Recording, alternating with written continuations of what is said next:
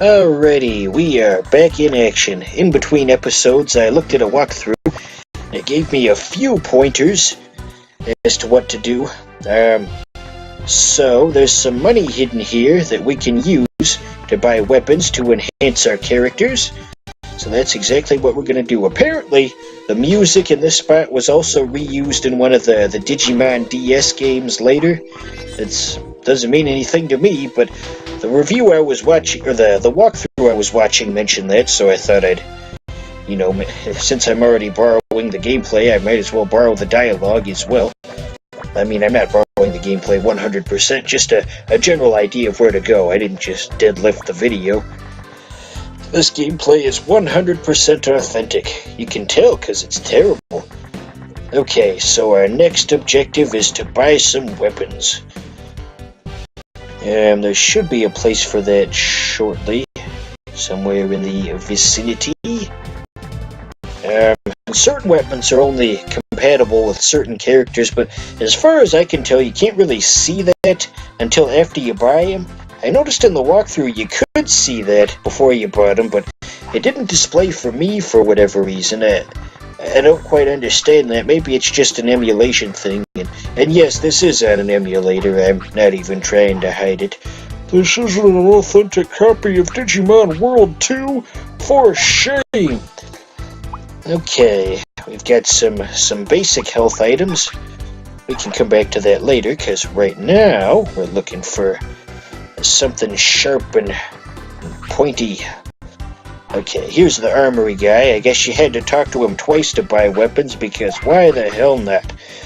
Okay, so yeah, below the dialogue box with the description, you'd think there'd be perhaps some kind of indication of which character can hold which one.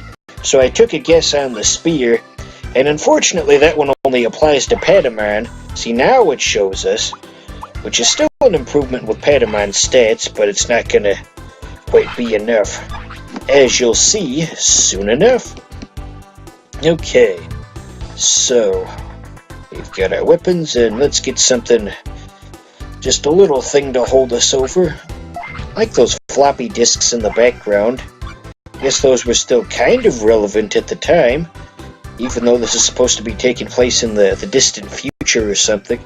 I don't know, does Digimon take place in the future? I never really quite followed the series that much. I was more of a Pokemon kid. Alright, we're gonna try to put Patamon in front. Since he's got that new weapon, we might as well put it to good use. Any second now. The UI is a little difficult to follow. I guess it's just different than what I'm used to compared to Pokemon. And the switching party members isn't too bad. See, we figured it out just now. So yeah, now we're gonna put Patamon. Patamon's the cactus one, I think. Would have been cool if we had Patamon instead. Was that one of the options in the selectable parties? I guess I wasn't really paying attention, but no matter. Okay, now we're going over the bridge, and yeah, not a whole lot to say about that. 4 sprites quickly moving across a pixelated bridge. So now we're gonna try to grind for a few wild battles just to try and get our EXP up real quick. So yeah, the encounter rate's a little lower in this game apparently compared to the previous ones. You know, 2 had more of a dungeon crawler type setup, so there was a limited number of steps you can take, and it's an interesting mechanic, but I guess it wasn't very well received since they never really used it again. And Patamon's tail's clipping into his back. Okay, our first attack. And it really didn't do that much, even with the spear, oddly enough. Yeah, the enemies are really just a little overpowered in that regard. And it's gonna get even worse at the end of this episode, as you'll come to see soon enough. We've almost got him, though. Oh, we got him now! Yeah. 55, and he gets 2 attacks in a row, because fuck you! Alright, so Patamon doesn't get any experience from that. unfortunately. So we're gonna send out Rockbreaker McGee next, and yeah, he's got his fearsome roar, that hazmat symbol on his stomach. You think he was born with that, or was that just painted on or something, or who knows? Alrighty, got some valuable EXP. Oh yeah, and when your character loses all their health in battle, as long as you win the battle, it'll come back with just 1 health, so we can keep using Patamon into the future here. So that's a plus, I guess.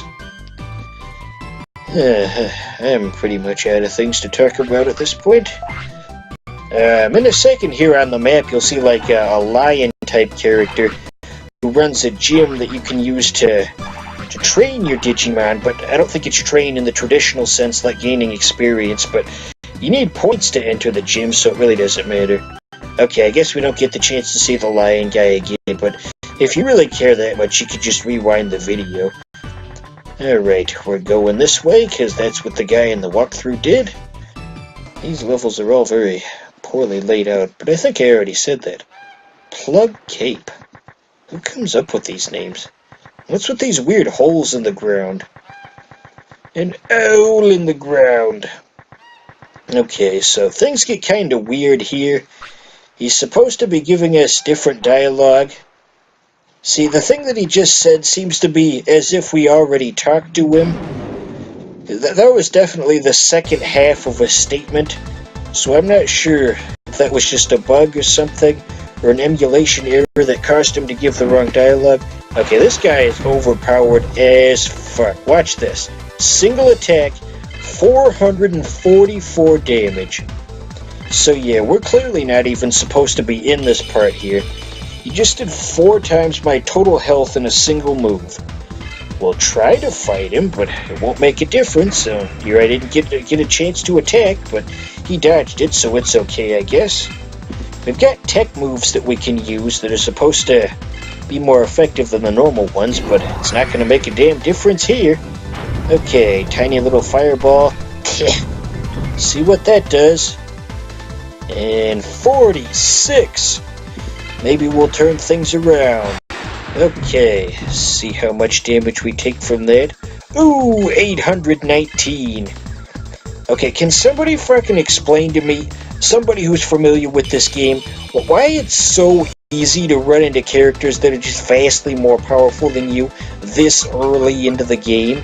We've been playing this for 20 minutes. Oh yeah, and it doesn't let you run either, because why would it?